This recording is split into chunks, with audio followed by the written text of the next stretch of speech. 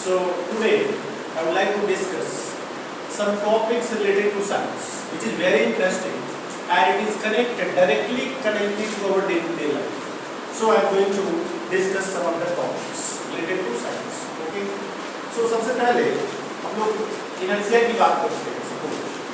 जैसे में न्यूटन साहब ने एक लॉ पढ़ाया कि कोई भी चीज जो है फर्स्ट लॉ ऑफ इनर्शिया यानी फर्स्ट लॉ ऑफ मोशन भी इसको बोलते हैं, लॉ ऑफ इनर्शिया। कोई भी चीज तब तक चलती रहती है जब तक उसमें कोई बाहरी बल वर्क न करे, यानी वो मोशन में रहे, या फिर अगर वो पोजीशन ऑफ रेस्ट में है तो फिर वो रेस्ट में ही रहेगी जब तक कि कोई बल उसमें एक्सटर्नल वर्क न करे। It means in English I can say that a body wants to remains in the position of rest or in the position of motion unless and until no external force is exerted upon them। ठीक है, तो inertia को थोड़ा सा समझते हैं कि inertia क्या है। जैसे मैं फॉर एग्जांपल यहाँ पे एक छोटा सा एक्सपेरिमेंटेशन हम करेंगे। जैसे ये डस्टर है यहाँ पे रखा हुआ, ठीक है, ये डस्टर है रखा हुआ। अब क्या है कि इस डस्टर को जैसे मैं दोनों रेस्ट में है, ये पेज भी और ये डस्टर दोनों के दोनों रेस्ट में है। अभी हम दिखाएंगे आपको कि इनर्शिया की वजह से क्यों ये डस्टर यहीं पे रह जाएगा जब मोशन होगा। जैसे में देखिए, ठीक है, आपने देखा कि ये पेज निकल गया, इस पेज पे ही ये डस्टर था लेकिन डस्टर नहीं है। व्हाई? Because of inertia. इसमें मास है and therefore it has inertia and therefore it doesn't want to change its position. It means if it is in rest it want to be in rest.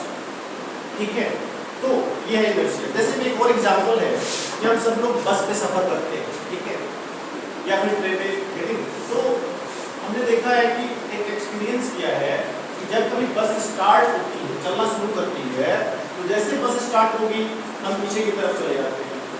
जैसे बस में break लगता है हम आगे की तरफ झुक जाते हैं। ऐसा क्यों होता है? क्या आपने कभी सोचा ऐसा क्यों होता है? तो जब हम बस की सीट पे बैठे हुए होते हैं तो क्या है कि बस रेस्ट में है और whole body, each and every cell in our body is also in rest. And therefore, as of a sudden, the bus starts going. तो हमारा lower part जो होता है, our lower part is in the contact of seat and is in the contact of bus. So since the only lower part is in the contact of bus and bus as of a sudden starts going, so lower part also starts moving with that. But the upper part, the upper half wants to remain in the position of rest due to inertia. Therefore, बस आगे जैसे चलती है हमारा upper part जो है rest में रहना चाहता है और बस के आगे निकलने से पीछे की तरफ झुक जाता है। ठीक है, नेक्स्ट क्या होता है कि जब कभी ब्रेक लगता है तो ब्रेक लगने समय ठीक इसके उल्टा होता है। क्या? जब बस मोशन में होता है तो धीरे धीरे with course of time our whole body become in position of motion. हमारा पूरा का पूरा बॉडी जो है मोशन में आ जाता है। फिर उसके बाद जैसे ब्रेक लगाया जाता है, ऑब्वियसली हमारा लोअर पार्ट जो है बस के कांटेक्ट पे है, देयरफॉर फ्रिक्शन भी है seats and lower part and body के बीच में, तो उसकी वजह से लोअर पार्ट हमारा रुकना शुरू करेगा but upper part will not. Why? Because it is in the position of motion. So due to inertia it wants to move on.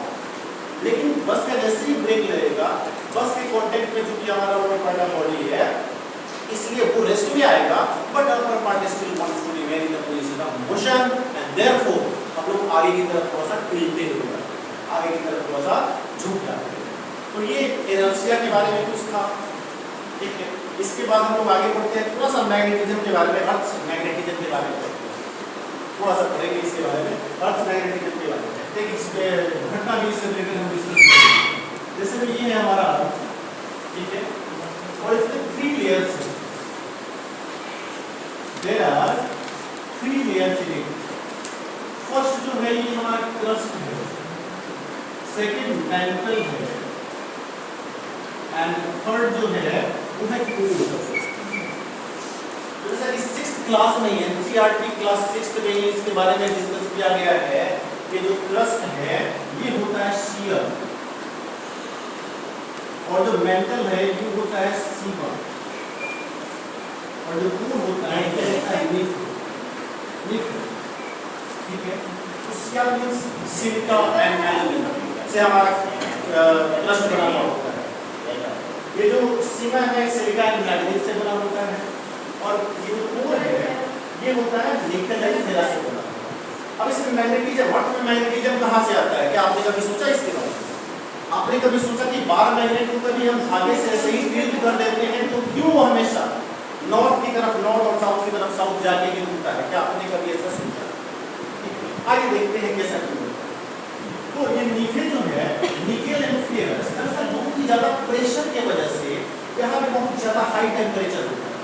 High temperature की वजह से ये जो नीफे है, इस नीफे is in its molten form, ये अपने मोल्टेन फॉर्म में होता है, यानी कि पिघले हुए अवस्था में होता है। और जैसा कि हम जानते हैं कि यहाँ पे होता है हमारा एक्सिस ऑफ रोटेशन। ये क्या है? एक्सिस ऑफ रोटेशन है। इसको बोलते हैं हम लोग ज्योग्राफिकल नॉर्थ पोल।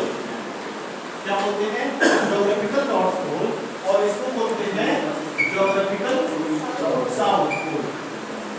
ठीक है, ये तो अभी ज्योग्राफी से रिलेटेड है। ठीक है, अभी तक आपको ये ज्योग्राफी लग रहा होगा, लेकिन साइंस इसमें आएगा, वेट करिए। तो आपने देखा कि ज्योग्राफिकल नॉर्थ पोल यहाँ पे है और अर्थ जो है रोटेट कर रही है, गेटिंग रोटेट कर रही है। ऑब्वियसली ये जो मोल्टेन फॉर्म में जो नीफे है ये भी रोटेट कर रहा होगा, वहाँ पे आयंस के फॉर्मेशन होते हैं। और चूंकि ये फेरोमैग्नेटिक सब्सटेंस है नीफे and nickel and ferrous, and therefore यहाँ पे मैग्नेटिक कैरेक्टर यहाँ पे डेवलप होता है और ये एक मैग्नेट की तरह वर्क करना शुरू कर देता है। Generally it is our imagination that it works just like a bar magnet. Reality में यहाँ पे कोई बार मैग्नेट नहीं होता है, लेकिन हमारा एक इमेजिनेशन होता है कि अर्थ के कोर में एक जो है बार मैग्नेट जैसा कुछ है। ऐसा कुछ नहीं, बार मैग्नेट कहीं नहीं। आप अर्थ को खोदिएगा, उसको डग आउट करिएगा, कुछ आपको बार मैग्नेट जैसा नहीं मिलेगा। लेकिन ये हमारा एजेंडा है चीजों को समझने के लिए, ठीक है। अब आगे हम देखते हैं कि बार मैग्नेट में क्या होता है। तो जिधर ज्योग्राफिकल नॉर्थ पोल है, जिधर ज्योग्राफिकल नॉर्थ पोल है उधर होता है मैग्नेटिक साउथ पोल। क्या होता है? Magnetic south pole. और जिधर ज्योग्राफिकल साउथ पोल है इधर होता है मैग्नेटिक नॉर्थ पोल। ठीक है, समझ गए? तो इधर ज्योग्राफिकल नॉर्थ पोल है, उधर मैग्नेटिक साउथ पोल है, और इधर ज्योग्राफिकल साउथ पोल है, उधर मैग्नेटिक नॉर्थ पोल है। यहाँ तक सबको कोई दिक्कत नहीं? नहीं ना? ठीक। यहाँ पे क्या है कि अब ये अर्थ ऐसे वर्क करता है, इसके मैग्नेटिक फील्ड लाइंस इधर से, बहुत सारे फील्ड लाइंस इधर से निकलते हैं, ठीक है। और इधर को ये साउथ पोल जो है, अच्छा ये नॉर्थ यहाँ है, नॉर्थ से निकलेंगे, यानी कि इधर से निकलेंगे और ये यहाँ पे जाके इंटर करेंगे। एक क्वेश्चन है। यस। मैग्नेट क्या है? Yes sir. मैग्नेट क्या? What is magnet? Magnet is a substance, dipole substance, which has characteristic to attract ferromagnetic substances. Like ये आयरन को अट्रैक्ट कर सकता है और इसमें मैग्नेटिक फील्ड जनरेट होता है, क्रिएट होता है, ठीक है। जो सामने वाली चीजों पे जो फेरोमैग्नेटिक है इस पे फोर्स लगाता है, जिसको मैग्नेटिक फोर्स कहते हैं। Why do magnet attract? It is because field lines. Suppose my question is, being a unknown kind of a Yes, student, yes. I don't know anything about the science. Yes sir, yes sir. आखिर magnet जो है वो attract क्यों करता है? नहीं ऐसा नहीं है, मैग्नेट रिपेल भी करता है। अच्छा, मैग्नेट रिपेल भी करता है। जैसे में अगर आप दो मैग्नेट की बात कर रहे हैं और दोनों के नॉर्थ पोल एक साथ ले जाएंगे तो they are repelling each other, they repel each other. ये मैग्नेट है कहाँ? मैग्नेट कहाँ? मैग्नेट कहाँ है?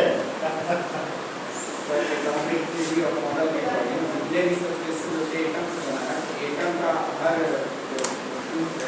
बार मैग्नेट का काम होता है, एटम। तो वो उसको एटॉमिक मॉडल कहा जाता है। तो उसके अकॉर्डिंग जितने भी एटम्स है सभी एक बार मैग्नेट का काम होता है। बार मैग्नेट में नॉर्थ पोल होता है, साउथ पोल होता है। और दूसरा चीज़ की आपने पूछा कि जैसे मैग्नेट क्या है, ये आयरन ऑक्साइड होता है Fe3O2 इसमें इनके ऊपर मेरा क्वेश्चन अभी भी वही है, क्योंकि मुझे समझ में नहीं आया।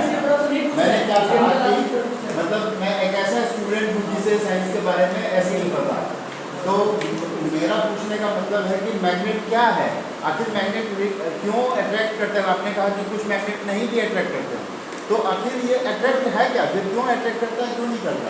सर ये जो एटम है उनका ओरिएंटेशन। अब एटम बताइए पहले कि एटम क्या है।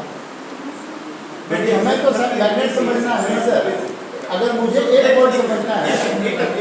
आइए यहाँ पे डिस्कस करते हैं, बहुत इंटरेस्टिंग है। Atom is the smallest magnetic field भी है, उसके दायरे के बाहर फिर काम क्यों नहीं करता होगी? Okay sir, I will come there please. Atom जो है, atom is the smallest tiniest particle from which everything is made up of. सबसे पहले एटम का जब नाम लिया गया था, जब इसको एटम वर्ड का कॉइन हुआ था, जब ये कॉइन हुआ था ना ये वर्ड एटम, तो ए का मतलब होता है, जब ये प्रीफिक्स के रूप में होता है तो ए मतलब होता है नॉट, एंड टॉम मींस होता है dissect. It means something is not further dissectable, that is atom. यानी कि एक ऐसा चीज जिसे हम डाइसेक्ट नहीं कर सकते। सबसे पहले हमारे भारतीय ऋषि महर्षि कणाद ने इसके बारे में बताया था, एटम के बारे में, यानी कि ऐसा पार्टिकल है जिसको आगे डाइसेक्ट नहीं किया जा सकता। लेकिन फिर भी आगे आपने देखा कि एटम में भी 3 पार्ट्स निकले, न्यूट्रॉन, प्रोटॉन एंड इलेक्ट्रॉन। तीन अलग निकले सर, ये सीधी निकले कि और भी है, न्यूट्रिनो है, पॉजिट्रिनो है और भी सारे। ठीक है सर, तो मोटा मोटी हम इसके बारे में आई होप कि आप एटम समझ गए होंगे। ठीक है, लेकिन सर पार्टिकल नहीं समझे। आपने कहा पार्टिकल से बना हुआ है एटम, तो पार्टिकल क्या है? That particle which is the smallest particle. It means if you break something in its limit, then the remaining particle is there. Means the last, Which is, yes, last particle which is not further divisible. last part of any matter Yes, last part of that it. cannot be broken, Yes, that But we it was broken or broken. dissected. but it was broken. Yeah, it was broken, not broken, but it has been studied that there are 3 ingredients in it. One is in the nucleus. There Three is fundamental, three fundamental. Yes, 3 fundamental things from which an atom is made extracted. up of. An atom is made up of. Yes, sir. Have you got it? Yes, sir. What, sir? Okay, sir. Okay. May I proceed? I can understand how whatever people is there in front of me. Obviously, you are a child. Yes, obviously. I am asking the question like a child. Yes तो यहाँ पे आते हैं sir. एक बहुत बड़ा confusion है, उसको हम दूर करना चाहेंगे। ये कंफ्यूजन है कि जनरली हम लोग अपने इस टॉपिक की बात करेंगे। ये कंफ्यूजन है कि अगर ये नॉर्थ पोल है, जिसको हमने यहाँ पे लिखा है मैग्नेटिक नॉर्थ पोल, तो बुक्स में जैसा कि हमने कन्वेंशनली पढ़ा है कि हमेशा ये जो फील्ड लाइंस निकलते हैं ना, ये नॉर्थ पोल से निकलते हैं और ये साउथ पोल में जाते हैं। ऐसा कुछ भी नहीं है। मैं आपको बता देता हूँ, making very clean breast of my self, कि ऐसा कुछ भी नहीं होता है। ये जस्ट एक इमेजिनेशन है और एक कन्वेंशन है, ताकि हम लोग चीजों को अच्छे से समझ सकें। ऐसा कुछ नहीं होता है कि नॉर्थ पोल से फील्ड लाइंस निकलते हैं और साउथ पोल जाते हैं। हो सकता है कि साउथ पोल से निकलते हैं और नॉर्थ पोल जाते हैं, लेकिन हम स्टडी को कंटिन्यू करने के लिए या उसको समझने के लिए सर प्लीज एक्सपेरिमेंट करते हैं तो वो जो सर, वही में हम घर से ही निकलते सर ठीक है, तो हम आगे गए ना सर। हमने एक वर्ड इस्तेमाल किया कन्वेंशन, सर इस्तेमाल किया। तो एक्सपेरिमेंटली उसको देख रहे हैं तो कन्वेंशन नहीं कर सकते। No, जैसे sir. करेंट तो हम लोग नहीं देख सकते। Sir, please. By experimentation, you cannot tell the direction from which magnetic field lines goes and where it comes. You cannot prove it experimentally, sir. It is just observation, not observation. It is convention. We have assumed. We people have assumed that it is coming out of the North Pole and going to the South Pole. It is just the assumption and not the reality. But we when we assume compass, we take a compass. Yes, sir. Then we assume there is 2 poles, one North Pole and another is South Pole. Yes, sir. And the arrow mark denotes the North Pole. Yes, sir. and Yes, sir. Yes, sir. Yes, I got it. Please, I got it. I got it. Sir आप जो कहना चाह रहे हैं sir, वो कहना चाह रहे हैं जब इस चीज को हमने कन्वेंशन मान लिया कि हाँ ऐसे होता है, ऐसा नहीं होता है। जब रियलिटी ये है कि ऐसा कुछ नहीं होता है। हो सकता है कि साउथ पोल से ही निकलता हो नॉर्थ पे डिवाइसेस बनाए हैं, किसी कन्वेंशन के आधार पे बनाए हैं, therefore it is work for this, ठीक है। लेकिन ये है कन्वेंशन सर, ये रियलिटी नहीं है, ये एक्सपेरिमेंटेशन नहीं है, ठीक है सर। तो आगे हम लोग आते हैं, तो हमने क्या देखा यहाँ पे कि अर्थ जो है बार मैग्नेट की तरह वर्क करता है, जिसका जो है मैग्नेटिक साउथ पोल जो है, मैग्नेटिक साउथ पोल जो है ज्योग्राफिकल नॉर्थ पोल की तरफ रहेगा, और मैग्नेटिक नॉर्थ पोल जो है ज्योग्राफिकल साउथ पोल की तरफ रहेगा। अब इससे एक और बड़ा क्वेश्चन ये निकल के आता है, जब कभी हम जाते हैं, कभी सपोज इन अ वॉयज और इन व्हाटएवर शिप में जब हम जाते हैं, यात्रा करते हैं, समुद्री यात्राएं करते हैं या कहीं भी, तो हम एक मैग्नेटिक जो इस्तेमाल करते हैं डायरेक्शन को फाइंड आउट करने के लिए, I don't recall the name, compass. तो कंपास को जब हम इस्तेमाल करते हैं तो क्या होता है वहां पे, अब आप कहेंगे कि जब मैग्नेटिक साउथ पोल इधर है, मैग्नेटिक नॉर्थ पोल इधर है, मैग्नेटिक नॉर्थ पोल इधर है, और यहाँ पे मैग्नेटिक क्या है, साउथ पोल है, तो फिर हमें सही डायरेक्शन कैसे पता चल जाता है, जबकि नॉर्थ पोल डायरेक्शन इधर है, ज्योग्राफिकल नॉर्थ इधर है, ज्योग्राफिकल साउथ इधर है, तो फिर यहीं पे प्रॉपर्टी ऑफ मैग्नेटिज्म थोड़ा सा प्ले करता है अपना रोल। और वो क्या है कि अगर बार मैग्नेट आपने यहाँ पे रख दिया, अगर आपने कोई भी बार मैग्नेट यहाँ पे रख दिया, ऑब्वियसली आप जरा ध्यान से समझिएगा ये कॉन्सेप्चुअल बात, तो यहाँ पे ये तो साउथ है, अर्थ का ये तो साउथ पोल है, साउथ मैग्नेटिक पोल है, और ये नॉर्थ मैग्नेटिक पोल है। ऑब्वियसली हम जानते हैं कि नॉर्थ को रिपेल करता है, नॉर्थ साउथ को अट्रैक्ट करता है, इसलिए जब कभी बार मैग्नेट यहाँ पे आके टिल्ट करेंगे फ्रीली उसको किसी भी चीज से, फ्रीली मतलब उसमें कोई फोर्स नहीं लगा है, फ्रीली जब उसको टिल्ट करेंगे ना, तो अर्थ मैग्नेटिज्म के साथ वो अलाइंड हो जाएगा।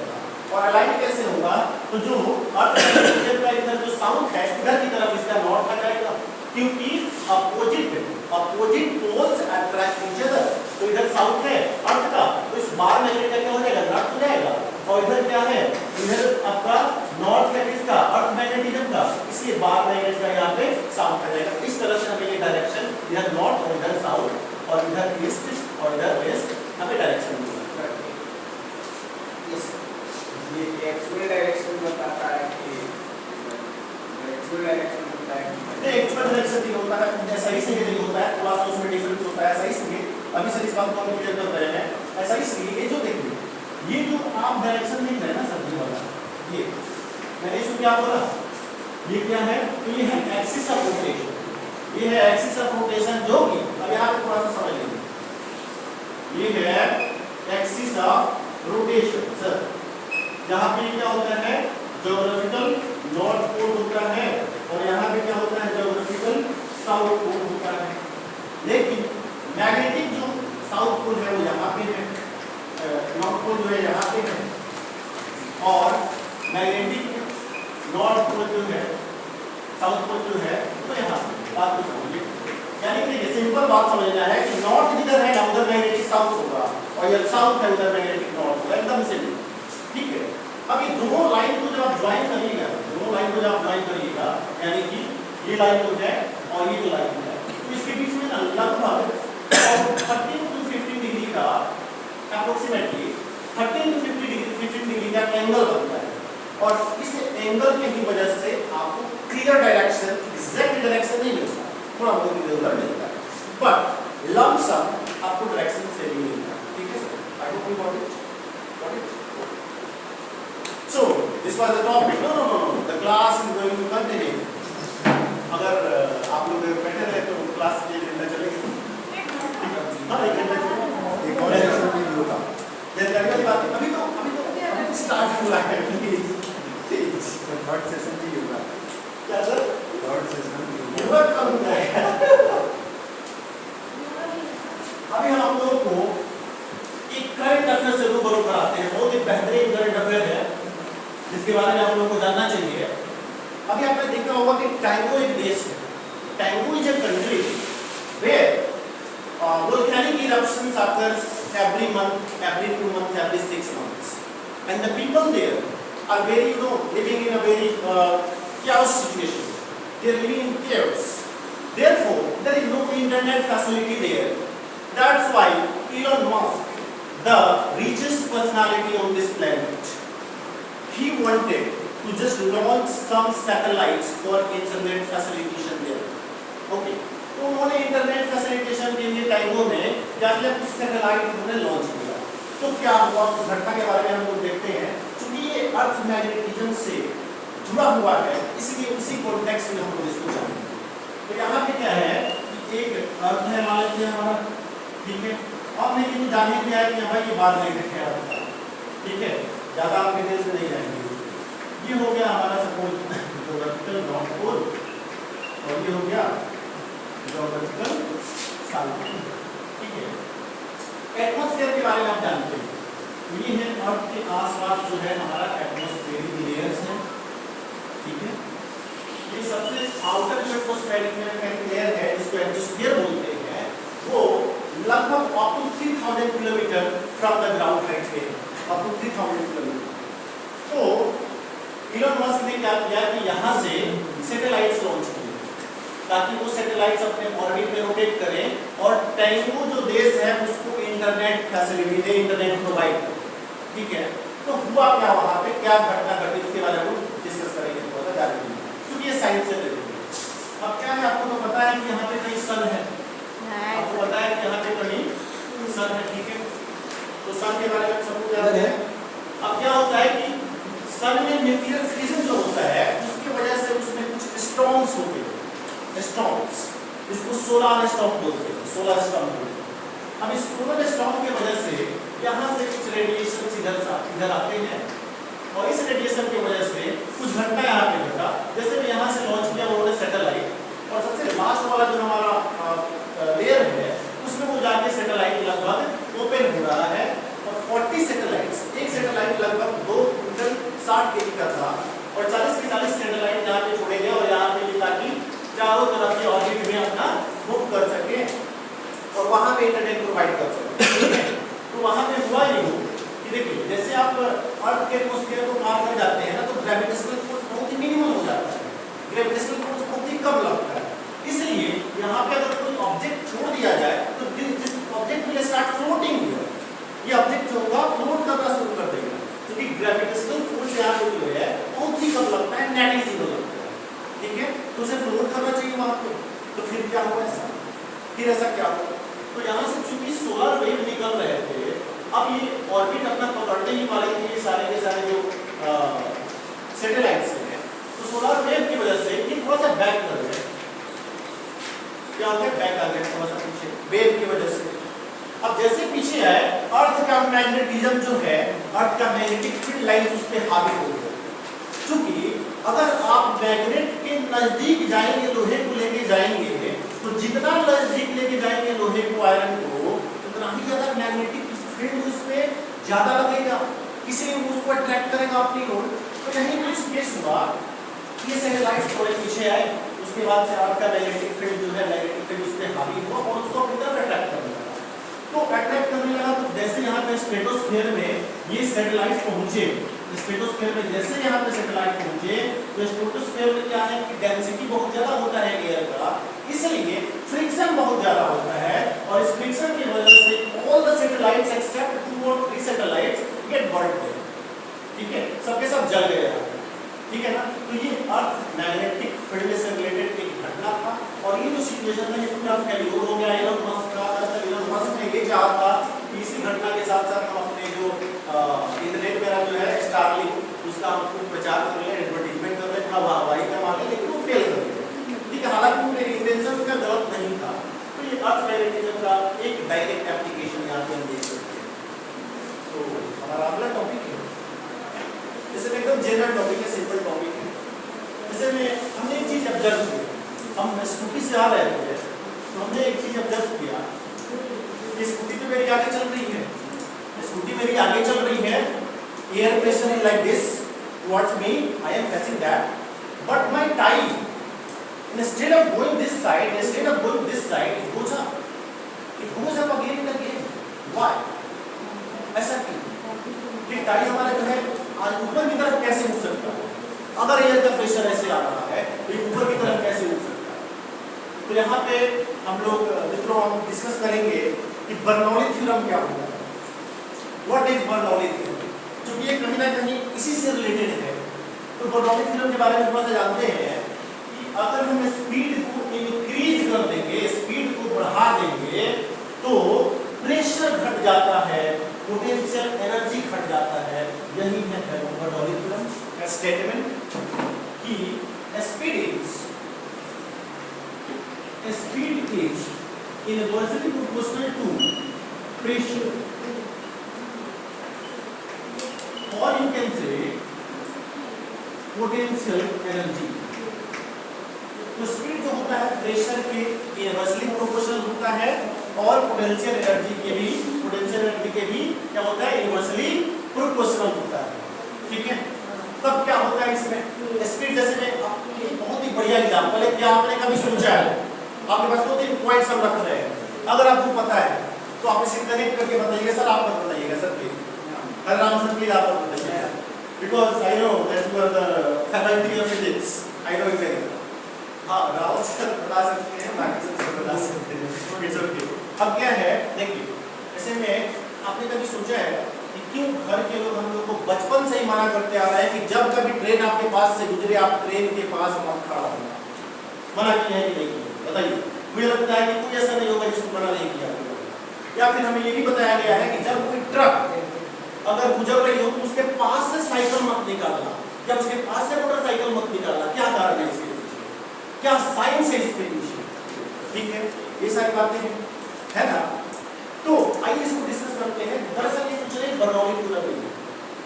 एरोप्लेन कैसे उड़ता है, एरोप्लेन कैसे उड़ता है, उसका ऊपरी पार्ट जो होता है कर्व क्यों होता है और निचली पार्ट ज्यादा फ्लैटेन क्यों होता है, क्या आपने सोचा है? नहीं, आइए डिस्कस करते हैं इसके बारे में। तो क्या है ट्रेन। हम एक एक्सपेरिमेंट छोटा सा करेंगे, क्योंकि हमने जो एक्सपेरिमेंटेशन के लिए भी कुछ सामान लाया है, वो भी सस्ती सामान है ये, और एक ही प्लेस से जो एक्सपेरिमेंट हो जाए तो इससे बढ़िया क्या हो सकता है ना, इसी पे इंटरेस्ट होना चाहिए। अब देखिए, जैसे मैं ये एक पेज है, हम इसको यहाँ पे रखते हैं, ठीक है, और हम इसको फूकेंगे, ठीक है ना, फूकेंगे इसको।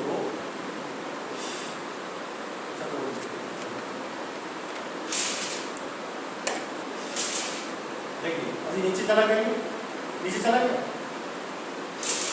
जैसे फूक रही ऊपर आ रहा है, जबकि होना ये नहीं चाहिए, अगर हम फूक रहे हैं तो इसको तो और नीचे जाना चाहिए ना, लेकिन ये ऊपर आ रहा है।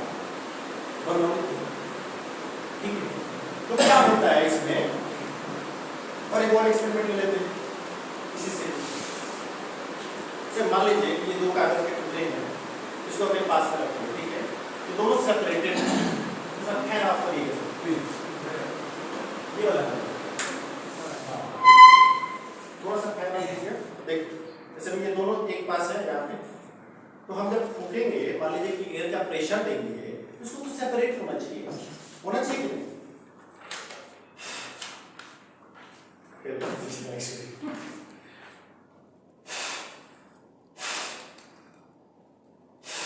देखिए देख रहे हैं क्या ये सट रहा है ना, नीचे सट रहा है ना, जबकि से दूर जाना चाहिए, ऐसा क्यों हो रहा है? Bernoulli theorem. तो क्या है बर्नौली थ्योरम, इसको थोड़ा ठीक से समझते हैं। तो जब कभी एयर का प्रेशर, ठीक है, जब कभी ये स्पीड बढ़ा हुआ होता है तो होता क्या, देखिए सबसे पहले शुरू करते हैं इस कागज वाले एक्सपेरिमेंट से। जब हमारा स्पीड बढ़ा, मान लीजिए कि यहाँ पे था, यहाँ पे था, ठीक है, अब क्या है, ये पेपर जो है ऐसा इसलिए है स्थिर पोजीशन में, क्योंकि जितना प्रेशर बाहर से आ रहा है ना, उतना ही प्रेशर अंदर से है, इसलिए स्टेबल। हम लोग अगर स्टेबल खड़े हैं यहाँ पे, इसलिए जितना एक्सटर्नल प्रेशर है उतना ही हमारा इंटरनल प्रेशर है, चारों तरफ का प्रेशर जो है वो नलिफाइड हो जाता है, हम लोग स्टेबल है। ठीक है, तो प्रेशर इधर से भी लग रहा है, इधर से भी लग रहा है, इधर से भी लग रहा है, चारों तरफ से लग रहा है प्रेशर। ठीक है, तो ठीक ये स्टेबल था। जैसे ही हमने क्या किया, यहाँ पे फूकना शुरू किया, यानी कि प्रेशर ऑफ एयर देना शुरू किया, तो यहाँ से क्या होगा कि स्पीड ऑफ एयर पार्टिकल्स बढ़े। स्पीड ऑफ जैसे एयर पार्टिकल बढ़ेगा, आगे आप इस फॉर्मूले पे speed is inversely proportional to the pressure. It means if you increase the speed, the pressure will decrease. जैसे आप स्पीड को इंक्रीज करिएगा, प्रेशर ऑटोमेटिकली डिक्रीज हो जाएगा। इसलिए स्पीड जैसे हमने एयर का बढ़ाया, यहाँ का जो प्रेशर है, ये क्या हुआ, कम हुआ, जबकि यहाँ अंदर का जो प्रेशर है क्या है, अभी भी उतना ही है, ये प्रेशर तो लगातार इस पे वर्क कर रहा है, ऊपर का प्रेशर कम हो गया, अब ये ऊपर की तरफ नीचे ऐसे ऐसे की तरफ क्योंकि प्रेशर कम हो जाता है, क्यों? Due to speed. तो स्पीड से क्या होता है? स्पीड से प्रेशर कम हो जाता है, स्पीड बढ़ने से प्रेशर घट जाएगा, स्पीड के घटने से क्या होगा? जस्ट वाइस वर्सा, स्पीड के घटने से प्रेशर बढ़ जाएगा। ठीक है, ठीक है। तो अब ट्रेन वाली बात क्या है? क्यों हमें मना किया गया है कि ट्रेन के पास जो है हमें नहीं रहना चाहिए, अगर हम प्लेटफॉर्म पे खड़े हैं तो क्यों हमें कहा जाता है कि भाई दूरी पे रहो, दूरी पे, यानी कि किनारे पे मत जाओ, ऐसा क्यों कहा जाता है?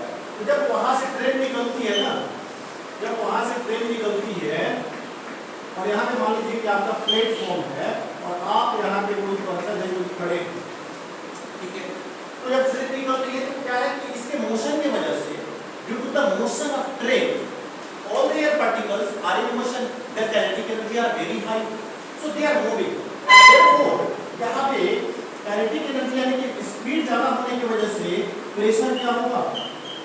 प्रेशर क्या होगा? डिक्रीज होगा। ठीक है, प्रेशर कहाँ पे डिक्रीज किया? तो ट्रेन और प्लेटफॉर्म के बीच में जो गैप है वहां पर प्रेशर बहुत ही कम हो गया, जबकि ट्रेन के आने से पहले आप जब स्टेबल थे यहाँ पे खड़ा तो प्रेशर उधर से भी था इधर से भी था, आप स्टेबल थे, कोई दिक्कत नहीं था।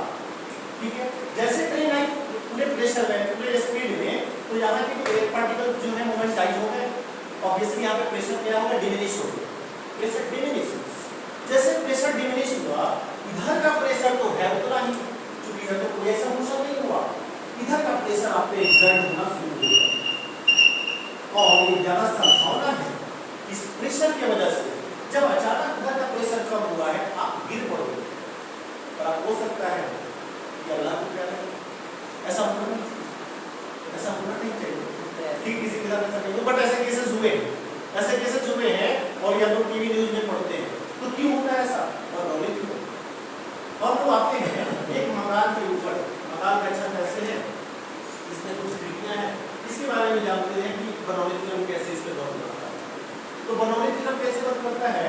जैसे मान लीजिए कभी जो नीचे से प्रेशर इसको लग रहा है, नीचे से जो प्रेशर लग रहा है उतना ही प्रेशर ऊपर से लग रहा है, ठीक है, उतना ही प्रेशर ऊपर से लग रहा है, इसलिए ये जो क्या बोलते हैं इसको कर्कट बोलते हैं, एस्बेस्टस, ये एस्बेस्टस स्टेबल है और हम लोग उसके नीचे आराम से सो रहे हैं, आराम से बैठ रहे हैं। जब स्टॉर्म आया, बहुत ज्यादा स्टॉर्म आया, ठीक है, तो एयर का जो मोशन है बढ़ेगा, एयर का मोशन जो है बढ़ेगा तो ऑब्वियसली एयर पार्टिकल्स जो है यहाँ से पास करेंगे, यहाँ पे बहुत ज्यादा मोशन होगा, बहुत ज्यादा मोशन होगा, बहुत ज्यादा मोशन होगा, ठीक है, तो इतना मोशन होगा कि यहाँ पे प्रेशर क्या हो जाएगा? प्रेशर हो जाएगा डिक्रीज, यहाँ ये ऊपरी पार्ट में क्या हो जाएगा? प्रेशर डिक्रीज कर जाएगा, बहुत ज्यादा डिक्रीज कर जाएगा, जबकि इससे पहले जो नीचे से प्रेशर लग रहा था ये भी डिक्रीज होगा लेकिन उससे कम। अब इसके द्वारा जो लगाया हुआ नेट फोर्स जो होगा, नेट प्रेशर जो होगा, यानी कि जैसे मान लीजिए कि नीचे से हम कोई चीज बहुत तेजी से धक्का दे रहे हैं और पहले ही तेजी से दे रहे थे बैलेंस करने के लिए, लेकिन अब हुआ यूं कि नीचे वाला प्रेशर बढ़ गया और ऊपर वाला प्रेशर घट गया, ऑब्वियसली नेट प्रेशर का डायरेक्शन किधर हो जाएगा? ऊपर की ओर हो जाएगा, और जैसे नेट प्रेशर का डायरेक्शन ऊपर की ओर होगा, ये जो है ना एस्बेस्टस ये ऊपर की तरफ निकलना शुरू कर देगा, और चूंकि एयर का क्या है? मोशन है, स्टॉर्म है, अब स्टॉर्म जैसे ही थोड़ा सा निकलेगा ना ऊपर, स्टॉर्म की वजह से भी उड़ जाके लेके घर चला जाएगा, ठीक है, मतलब इसको उड़ा कर लेकर घर चला जाएगा, यही होता है। तो ये भी क्यों होता है? तो ये भी बनौली की वजह से। यस सर, महाबलेश्वर में एक जगह था सुसाइड पॉइंट, कहाँ पे सर? महाबलेश्वर, महाराष्ट्र, हाँ जी, हाँ। वहाँ पर एक जगह है सुसाइड पॉइंट, जिसमें अगर आप कोई भी चीज़ फेंकिएगा वो नीचे नहीं जाता है, एकदम ऊपर चला जाता है। इसका लॉजिक क्या होगा? मान लीजिए वहाँ पर हम एक कोको कोला खाए और उसका ढक्कन उसमें फेंक दिया, इसका लॉजिक सिंपल है सर कि वहाँ अंदर जो है प्रेशर बहुत ज़्यादा है। Simple logic is that the pressure is very high and therefore if you put everything there in that hole और well it just bounce it back, ठीक है, प्रेशर वहाँ पे ज़्यादा है और जो जा रहा है चीज उसका प्रेशर कम है, इसलिए, ठीक है सर, ये कारण। लेकिन जो ढक्कन है कोको कोला का, वो तो बहुत छोटा चीज़ होता है ना, किसी का ढक्कन सर? कोको कोला या कोई कोल्ड ड्रिंक का ढक्कन, कोको कोला का ढक्कन हो या फिर जहाज का पूरा ऊपर वाला पार्ट डजंट मैटर, ये कोई भी पार्टिकल है, उसमें मास है, प्रेशर ज्यादा एग्जर्ट हो रहा होगा वो बाहर निकल जाएगा। सर अगर आप इस तरह से पूछेंगे तो मेरे कहने का मतलब है कि जब तूफान आता है, मतलब एक सिर्फ ये तूफान की जद में है मजबूत इमारत की, ऐसा नहीं कि सिर्फ तिनके ही बिखरते, मतलब तूफान जब आती है ना तो बड़े बड़े चीजों को उड़ा देती है, चाहे वो छोटा चीज हो या बड़ा चीज हो, प्रेशर ज्यादा होगा। ठीक है सर, आगे आते हैं एक और एग्जांपल जो कि बहुत ही इंपॉर्टेंट एग्जांपल है सर, जहाज वाला एग्जांपल है, क्योंकि जहाज को समझना आई थिंक सबके लिए इंटरेस्टिंग होगा। जहाज पे कैसे बर्नौली थ्योरम जो है वर्क करता है, आइए इसको समझ लेते हैं। कैसा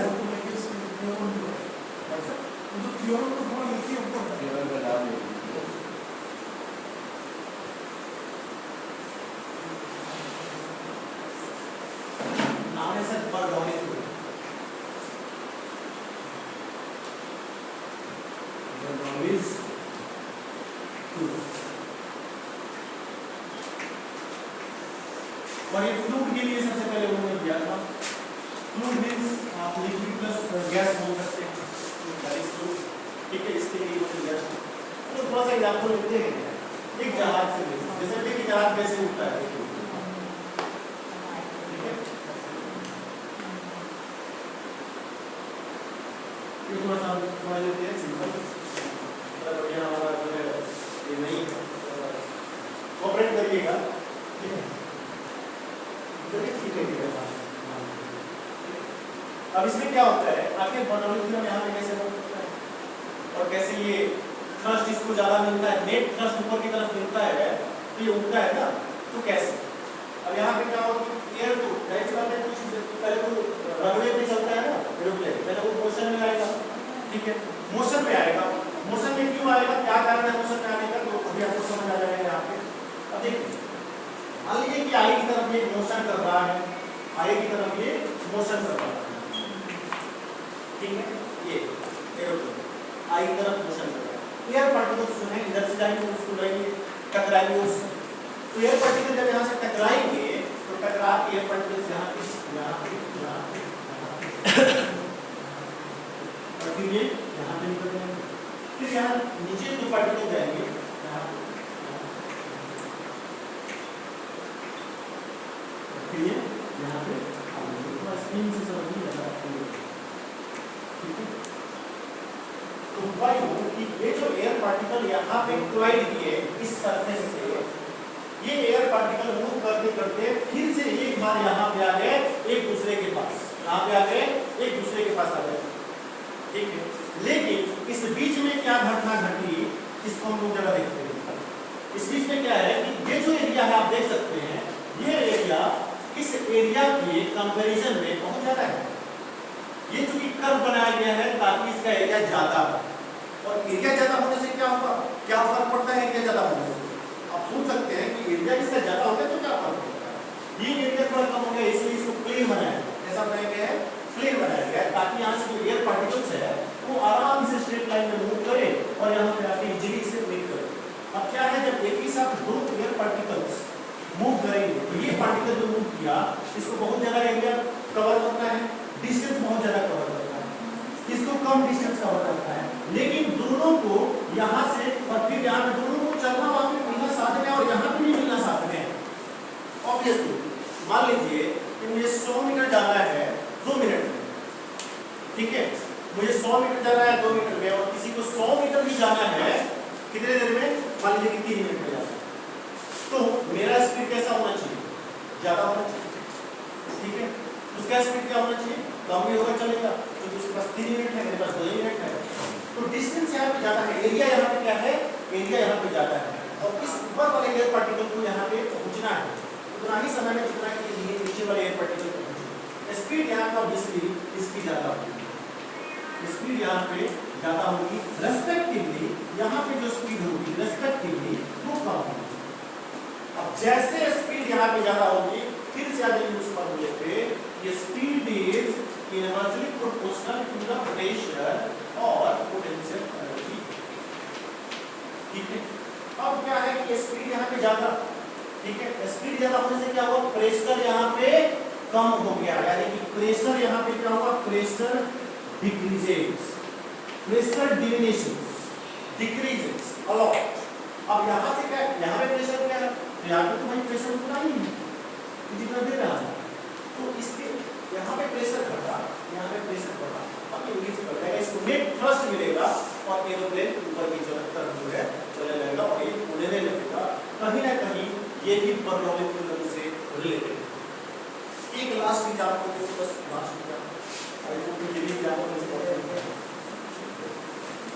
लास्ट एग्जांपल क्या आपने देखा होगा, तालाब है ना, pond, you know about pond and you know about lake also.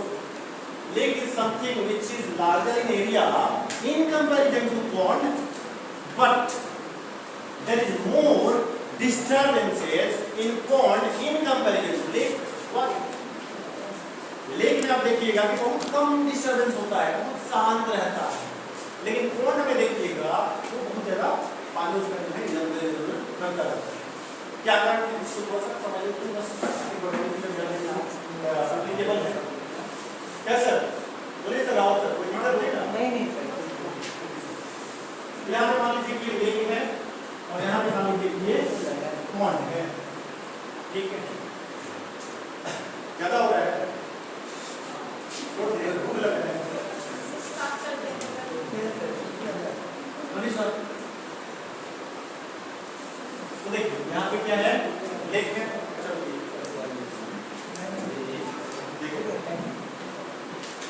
देख लेते टाइम भी तो ओवर हो गया। बस एक मिनट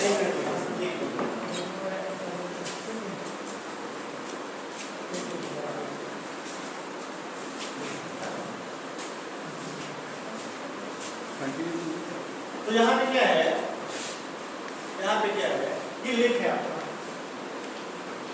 और ये क्या है, पॉन्ड है। लेक के पास क्या होता है कि प्रेशर बहुत ज्यादा होता है, लेक के ऊपर प्रेशर बहुत ज्यादा होता है, इसलिए उसके जो वाटर है ज्यादा इधर उधर नहीं करते, ठीक है। अब पॉन्ड में क्या है कि एयर पार्टिकल मूव करते रहते हैं, वेव मूव करते रहते हैं, तो यहाँ से प्रेशर कम होते रहता है, इसलिए ऊपर की तरफ वाटर जो है मूव करना चाहता है, इसलिए इसमें थोड़ा सा ज्यादा डिस्टर्बेंस देखने को मिलता है in comparison to lake. Lake को आप अक्सर देखिएगा बहुत ही शांत सा दिखता है, समझ रहे हैं?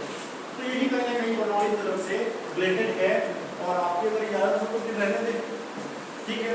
और हाँ, लेक से रिलेटेड एक अगर शेयर भी याद हो तो बोल सकते हैं। रिकॉर्डिंग रिकॉर्डिंग खत्म कर